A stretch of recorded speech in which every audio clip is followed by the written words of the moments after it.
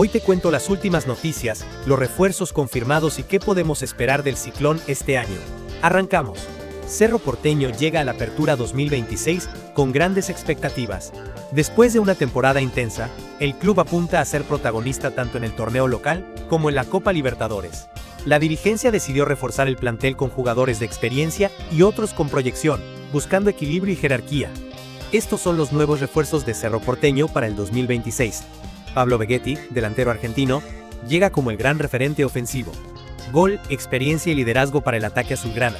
Santiago Mosquera, jugador colombiano, aporta velocidad, desequilibrio y juego por las bandas.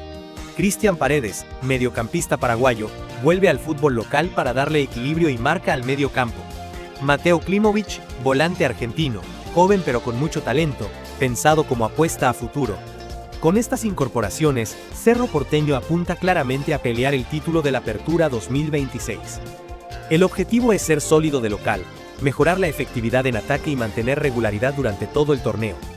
La hinchada ya se ilusiona con un equipo competitivo y protagonista.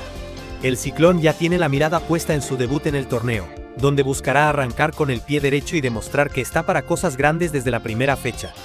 ¿Qué opinas de los refuerzos de Cerro Porteño? ¿Crees que este equipo está para salir campeón? Deja tu comentario, dale like y suscríbete para más noticias del Ciclón.